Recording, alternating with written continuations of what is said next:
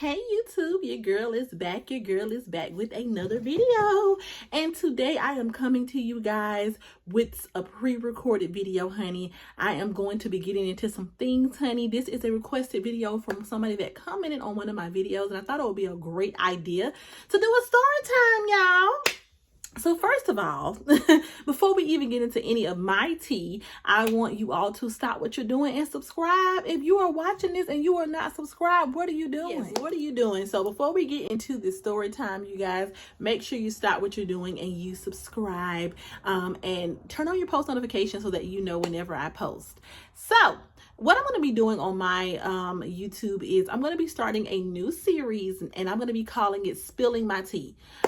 So Spilling My Tea episode 1 is going to be me doing a story time, but Spilling My Tea is pretty much going to be where I insert some personal content. I know most people who do reaction and commentary, they just keep it strictly to the reaction, and they may create a personal page for their own personal content. But honey, listen, I'm a small YouTuber, okay? I ain't, you know what I'm saying? We're a small family over here. So I think it'll be beneficial to have everything in one place. And then if God blesses me with the opportunity to be a large YouTuber one day, then I will separate everything out. But I'm going to start inserting just some personal content here and there. So the bulk of my content will still be my commentary, my reactions, and things of that nature. But I do want you all to get to know me as well, because if we can sit on here and if we can talk about other people, we can get into some of our own tea as well. So that's what I'm going to be doing here for you all. So this is going to be an interesting one today. Like I said, it was an idea given to me about the time that I was a side chick, honey. The time that I was a side chick, and I would call it a voluntary / involuntary side chick situation. So let's get into the story, honey. Okay, let's spill some tea. I don't have any tea. Look, I have some Dasani. Okay, but let me take a sip, and then we're going to get started. Okay, so boom. So, you guys, I was an involuntary / side chick. And this story was inspired because this is just going to be pretty much just me sharing my story. Like I said, we talk about the Keisha Anderson situation a lot. And I've stated several times throughout me talking about that I've also been a side piece before. And so, you know, that just sparked some interesting conversation. Like, oh, girl, what was your tea? What happened with you when you were in that type of situation? So I just wanted to talk about it. Now, disclaimer, honey, I know that, you know, I'm still a smaller YouTuber, so I'm pretty sure a lot of my people from my city watch me. I'm pretty sure some people probably know who I'm talking about, or they may not, because I'm kind of like a private person. But whatever it is, this is old, honey. This first started when I was a teenager in high school. I promise you, I don't want nobody man, okay?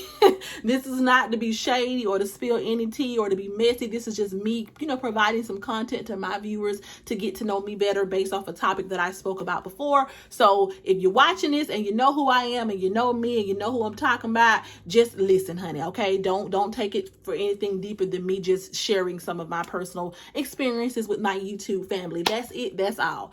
All right, so let's get into it. So the character, the main character, the guy in question, we're going to give him a nickname because, of course, I ain't going to be using my real name. So we're going to call him Braids, okay? Because when we first met, he had braids. So me and Braids actually met at a teen party back when I was in high school. I think I was in I want to say I was in maybe like 10th grade going to a teen party, y'all. We was grown, okay? When I tell you, sidebar conversation, when I tell you I had a lot of grown people experience before I even hit 12th grade, but I'm glad because I was able to get a lot of things out of my system early on, and something just fell. Excuse me, y'all. But I was able to get a lot of things out of my system early on, and so when I became an adult, I kind of already knew the game. So I'm grateful that I was able to experience certain things as a teenager. However, so this started when I was in 10th grade, honey. In 10th grade, being a side chick. Oh, Lord. Well, I really wasn't being a side chick in 10th grade, but we're going to get to that. So me and Braids, we met at a teen party. Somebody started fighting. Everybody started running to the back of the club. And so I bumped into him, and he was like, oh, girl, you bumping into me? He was like, oh, I don't worry, baby. I got you. So from there, we, you know, kind of laughed about it. We got each other's number, and we began to converse with each other. Braids was very into me. He was very sweet. He really wanted a girlfriend, and he expressed that to me. And he really was very, very nice and genuine. He called me every day. We talked on the phone, and we really really started to build a really good bond. Now, when I was in high school, I was pretty much on some YOLO type of stuff, okay? I really didn't care. I didn't really care to have a boyfriend, honestly. I really wanted to just date different people. So I was, I was like a hot girl. I ain't gonna lie. I was having hot girl summer before hot girl summer was even a thing. And so, Braids really wanted to be in a relationship, but I was kind of like, I wanted to do me. Okay. So me and Braids did try to, and keep in mind, Braids did not go to my school. Braids went to another school that was across town. So it wasn't like we could always see each other. And on top of that, I grew up in the hood, okay? I grew up in the slums. Even though I look this way, I was used to people who were rough around the edges, street smart, all of that. Braids was pretty much like me. We both were the only child. We both had, we were not privileged because our parents probably still had their struggles, but we were well off.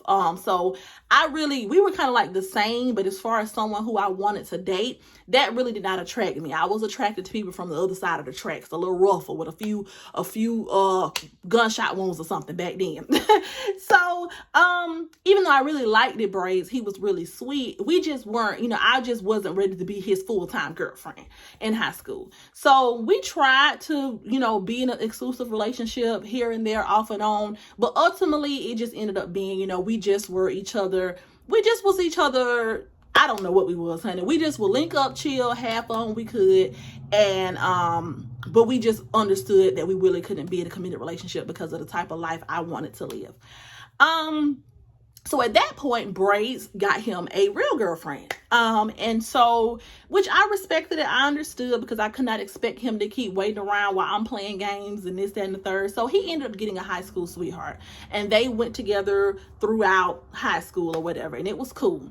Fast forward, we're grown now. So we graduate, and me and Braids, cause I throughout high school, once he got the high school sweetheart, me and him still, were talking, but I kind of backed away. Cause I was like, I want to do the right thing. I want to respect the relationship. So me and him kind of lost touch for a little while when he got this high school sweetheart. But, we linked back up as we started getting older because, you get older, you start driving, he able to pull up on me now. And it was kind of uncertain where him and the high school sweetheart were. So at first he was kicking it to me like, yeah, me and her are cool, but we on a break and all of that. So I'm like, okay. So me and him started kicking it very, very heavy. And we went off to college. We went to 2 different colleges, but we would always come back home on the weekend to have fun and party and stuff. And I started noticing that this girl, I'm gonna call her Cherry. I'm just gonna give her a random name. Cherry was always at the parties that we went to. And so me and Braids would interact at the party. But like I said, I was always kind of doing my own thing. So I wasn't trying to be all up on him. And, but we would respect each other's space. Like we would see each other in public, embrace each other, probably dance together a little bit, but then we would go on our separate ways. And I would notice that when we would go on our separate ways, if Cherry was if Cherry was in attendance at these events that we were going to together, they would look like they would end up like kind of leaving together, or they looked at very cozy towards the end of the night. So this started to raise a question to me because I'm like, okay, we adults now, so damn near pretty much, so why can't you just keep it 100? What's going on with you and Cherry? Like, are y'all together or not? Okay. So this was the time where I would say I was an involuntary side chick, because he kept saying, no, we just cool. So one day I got a message on Facebook from Cherry. And Cherry is like, now I can't remember. Like I said, this was a long time ago. I'm 28 years old, you guys. So this happened when I was like 18, 19. So 10 years ago. But I think me and her had a run-in before, because she saw me and him writing or texting or something like that. And then, so I think me and her had already kind of had crossed paths. So she knew who I was. I knew who she was, whatever. And then she hit me up again, and she was like, what's going on with you and Braids? And I was kind of like, okay, well, what the hell you think going on, girl? This is the thing about me. I've always been very realistic. Like I said, I was raised by, my mom was very young, so she raised me too, but my grandmom and my great grandmom, they were who I was in the household with primarily. And y'all know how old folks is. Old people are very blunt and real. They don't sugarcoat nothing, right? Because they have lived lived their life.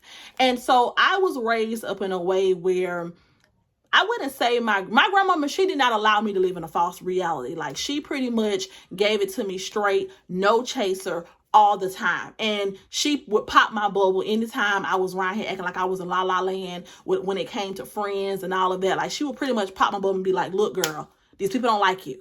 Or look, girl, they're using you. Or whatever. So, you know, I would say that's a blessing and a curse, because a lot of time people view me as very mean, not mean, but they view me as very, they kind of, some people view me as heartless, and I'm not heartless. I just am able to see things for what they are. And I don't really believe in all the fluff. Okay, let's just give it to each other straight, no chaser. So when she asked me, was I dealing with him? I was like, girl, you know, I'm dealing with him. But I was always someone who was very non-confrontational. So I, told her, yeah, me and him are dealing. He's been over here, this, that, and the third.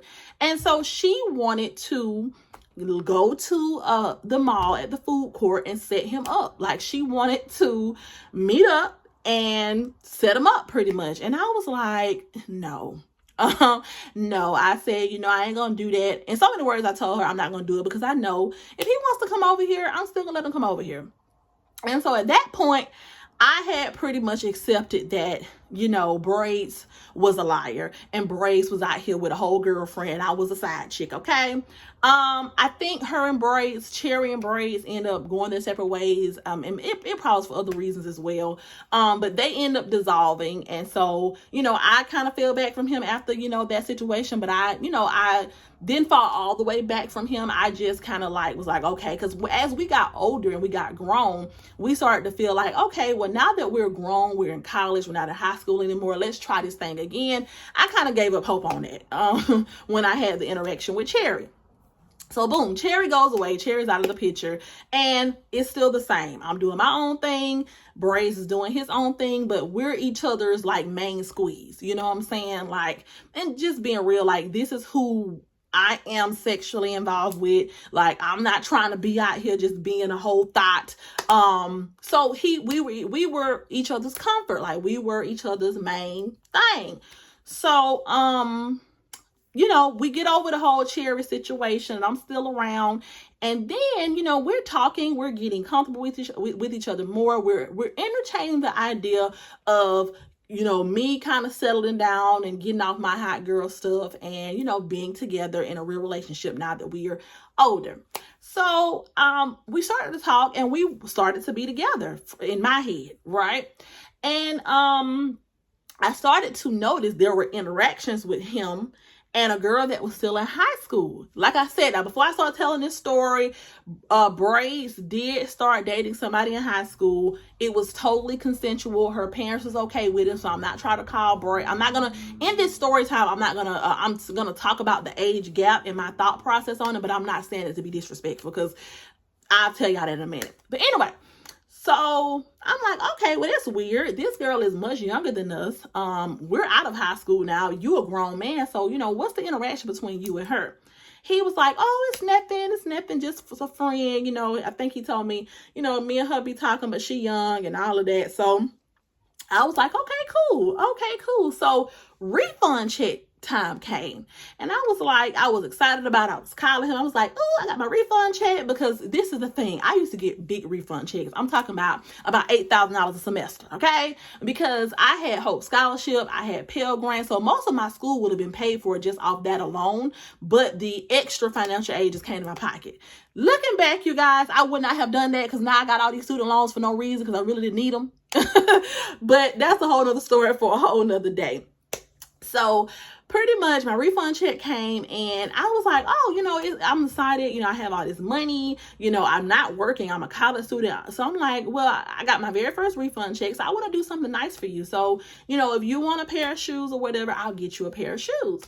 So Braids was like, okay, cool, bet. So I think at the time, I don't know how we were sending each other money. I don't know if it was Western Union. I don't know what it was, but I sent him some money to get him a pair of shoes.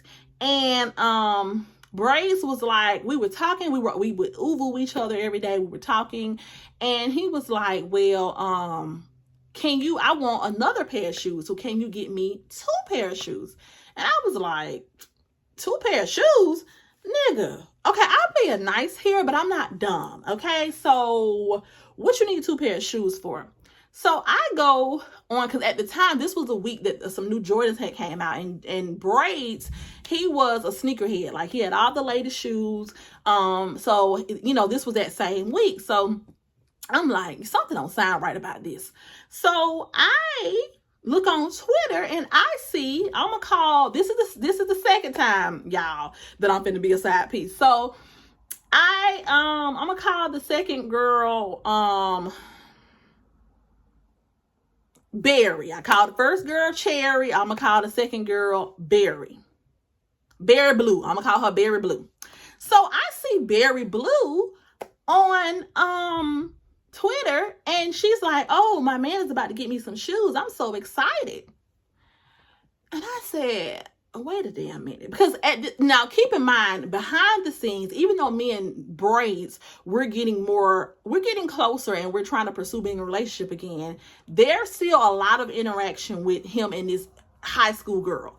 And I'm, part of me is like, well, girl, no, this his woman. But part of me is like, no, he wouldn't be going with this young girl. We out of school. Why would he go backwards like that? Because I think at the time we were like freshman year of college and she was still in like 10th grade or something. So I'm like, no, he wouldn't do that. So I'm in denial at this point. I see the interaction with him and this girl on Twitter, but I'm like, no, it's probably nothing like that. So long story short, I see Berry Blue talking about how excited she is for Braids to get her some shoes.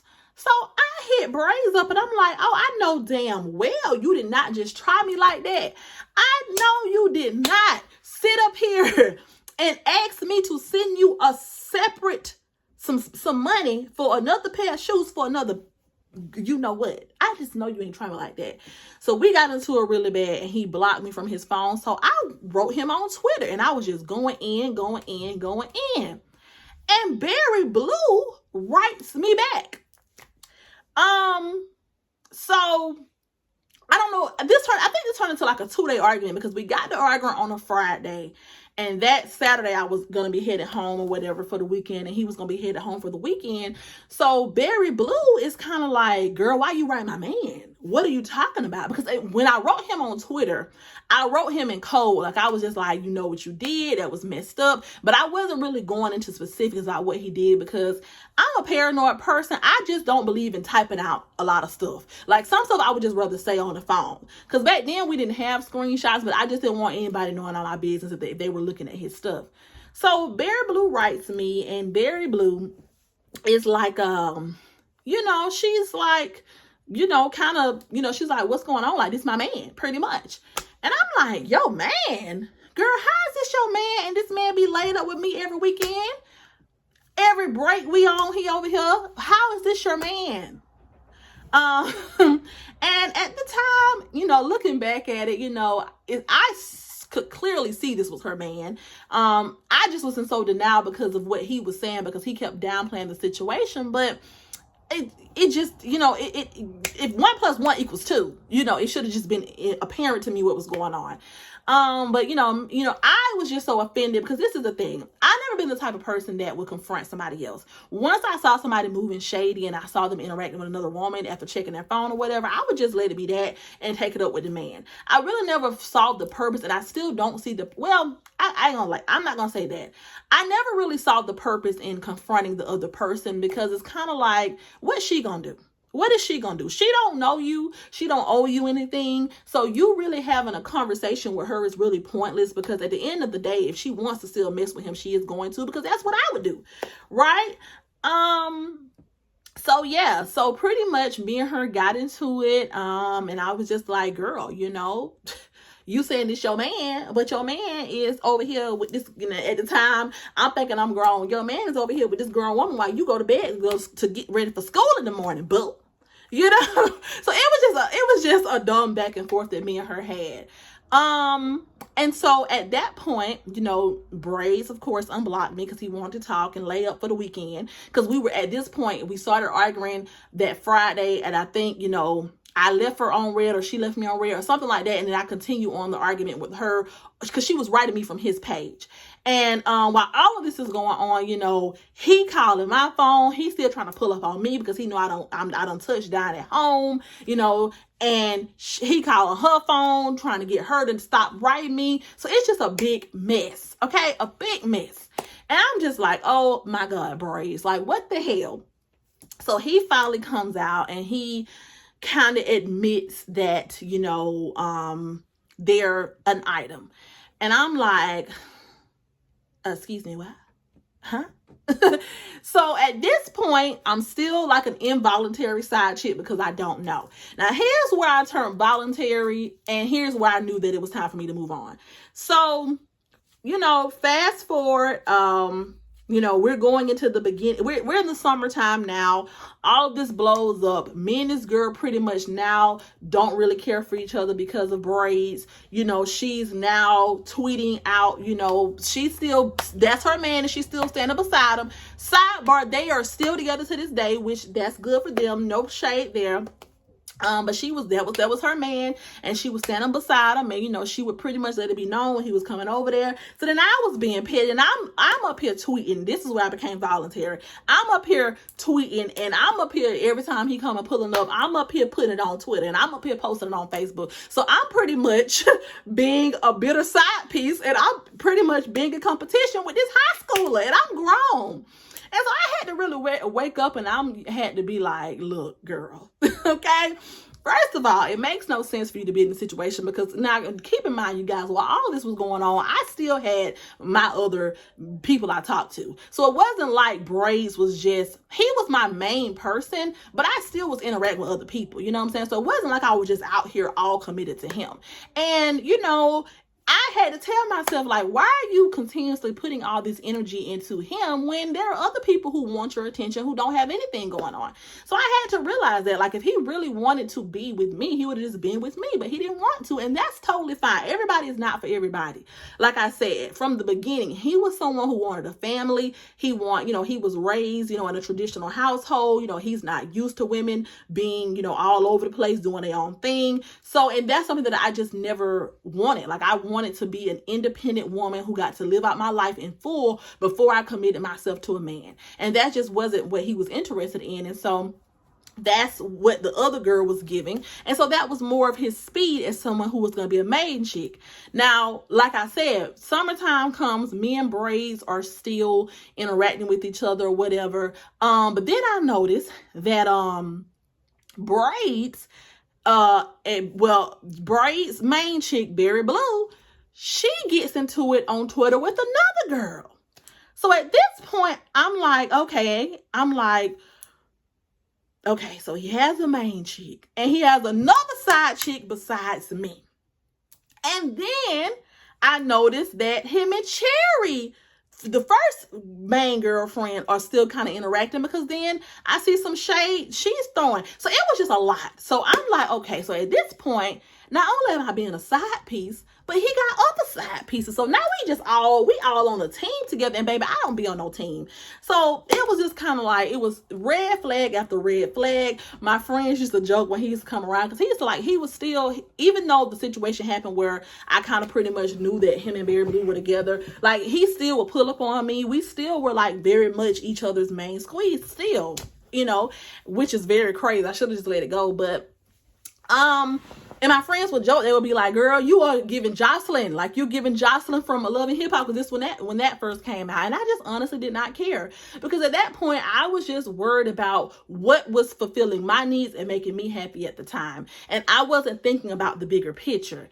And, you know, it got deeper and deeper. I think the last straw that kind of really separated us was, you know, me and him, I ain't gonna tell all that because they're gonna be too much. I'm just gonna say this. Me and him, we had a deep situation going on because, you know, like I said, he was my main squeeze. And so we went through some things that were very deep. And then while we're going through these things that were kind of deep, I see that Berry Blue is pregnant. So at that point, that was the last straw for me. Barry Blue pregnant. You keep saying, well, yeah, me and her together, but it's complicated. Yeah, me and her together, but this. Yeah, we together, but she young. It ain't gonna let you. You're saying all of this, but now Barry Blue is pregnant. Okay, so at that point, I was like, okay, Nigeria, listen, girl, snap out of it, okay? You have all these other people in college who are interested in you. You are in school popping your shit. You are AKA, you know what I'm saying? Like you around here, you're on the top of you're on the dean's list. Like you about to go some places, baby girl, okay? Like you know, you're going into your sophomore year of college. You about to do some things. At this point, I wasn't an AKA yet, but I was finna, because I was starting whatever. I was about to, you know, I had other things that I was about to start having going on. So, you know, at this point, or was I already? I don't know. But I had started to accomplish things for myself in college. Like, you know, I was making good grades. I was joining a sorority. Like, I was just, you know, really, really feeling myself and coming to be my own person. I was starting to discover myself.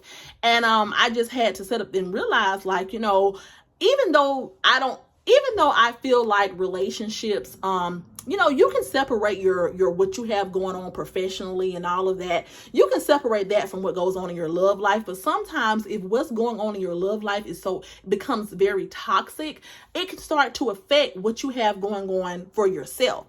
And so, you know, I didn't want to keep being in the situation because I did care for him dearly. And me and him, like I said, we went through some deep stuff together, things I'm not going to talk about just out of respect, because him and Barry Blue are very much still together, and they have a whole family now. And I don't want to, you know, it ain't that deep. I'm just telling the story time, so I ain't got to give every single detail.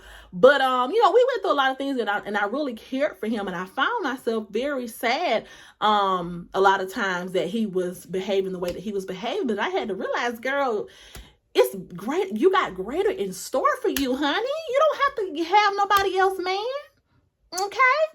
Now, I ain't gonna say I'm perfect. I'm not gonna say that this situation just really totally changed me, because no, after that, you know, I still had a couple of situations here and there where, you know, I never really was that type of side piece again.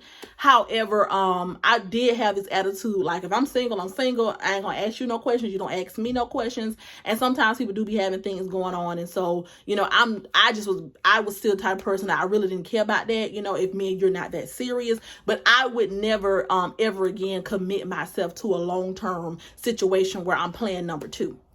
I would never do that again. Like I said, I had so many great things in store for myself. You know, God was about to change my life in so many ways. You know, I was grateful that I was able to wake up and be like, look, you know, you can still have love for Braids. He can still be a good friend. However, you need to move on with your life and find something else to focus on in your free time. And I honestly, when I started doing that, when I stopped, you know, being number two for him, and I stopped kind of making him my main person that I always would want to interact with romantically. And when I started kind of branching out and just, you know, putting the priority on other people who were interested in me, who really wanted me to be their main, or not even main, but they were interested in me and only me, then dating became much more enjoyable, and it was just like a breath of fresh air. Like I said, keep in mind, I know that it may sound crazy because I was young when all this happened, but I just said all that to say, because someone asked me how did I get over it, and I just had to understand and be very honest with myself that if somebody wants you, they're gonna choose you every time. It's not gonna be all these other people and all these other women and this, that, and the third, and you having a, no, it's gonna be you and them, you know. And what I will say is, as women, we have to stop thinking that, because I also had this, you know, this kind of cocky attitude, like, girl, this girl in high school, honey, I'm over here in college, I'm popping, like, look at me, you know what I'm saying? Like, oh my God, he's gonna wake up one day. But what you have to realize is it's different strokes for different folks. And don't take it personal if you're not the type of person they want to settle down with. Don't take it personal. Just move on from that person, and you go out there and find you someone who wants to settle down with you. Because a lot of times, just because we feel like we're the creme de la creme and all of that, we're not always compatible with people. And sometimes you just have to know what role you are, what role you play in someone's life, and just accept it for what it is and move on. And don't try to make it a whole competition thing. You may think their girlfriend ain't the best looking. You may think their girlfriend ain't popping. You may think their girlfriend ain't you, but at the end of the day, they like their girlfriend. This is who they continue to be with in broadcast. So you need to find you something else to do, because this is who they want to be with regardless of what you think. And I think that is a key to kind of getting out of that side chick role. Like, just understanding that, you know, everyone is grown with the ability to make whatever decisions they want to make, and you cannot control people. People like what they like. You know, so you can't sit back and try to stay on the side and try to force somebody to pull away from a situation that they don't want to pull away from. Because if they didn't want to be in it, they simply wouldn't be in it. And that's just that. Another thing is, I think people should explore different types of relationships, because there are some people out who just don't want to be with one person. But because society says that's wrong, the American society anyway, you know, they spend a lot of time hurting people and, you know, lying to themselves about, you know, wanting to be monogamous. If you don't want to be in a monogamous situation, if you want to be polyamorous or polygamous, be honest about that, because that is a thing. You know, I feel like we should explore different type of relationships. Now, if that ain't for you, it's not for you. I'm not saying accept being in a polygamous situation just so that you can keep your man. No. But what I'm saying is, if for people who are the ones doing the cheating, if you somebody who just don't want to settle down with one person, or you just can't be satisfied by one person, vocalize that, be single, or do what you got to do, so that way you're not out here just hurting people and giving people false expectations. But that was it. That was the time that I was a side chick. First it was involuntary, then it became voluntary, but I'm glad I moved on from that situation. Like I said, I'm not perfect. I still had some hiccups after that, but overall, as an adult, I realized that I would rather, you know, either A, be in a situation with someone who is totally open and honest about their desires and what they want, and I would rather have that choice to deal with it or not, or B, just be alone and just, you know, love myself until I figure out, you know, what the next step is. But it's, you know, it's the opportunities to, you know, find someone who you really connect with and someone who's going to love you the way you want to be loved. They're endless. You just have to be patient. Communication is key. And so, you know, one day you may meet somebody that, you know, the society says this person is not the ideal person for you, but they may be. So, that was just my soapbox for today. Like I said, I'm going to bring you all more personal content, but thank you for tuning in to Spill My Tea episode 1. And stay tuned for more personal content from me. Like I said, I'm going to still do my commentary. That's going to be the bulk of my content, but I'm going to let you all get to know me better, and let me know if you enjoyed my story time down below. See you all later.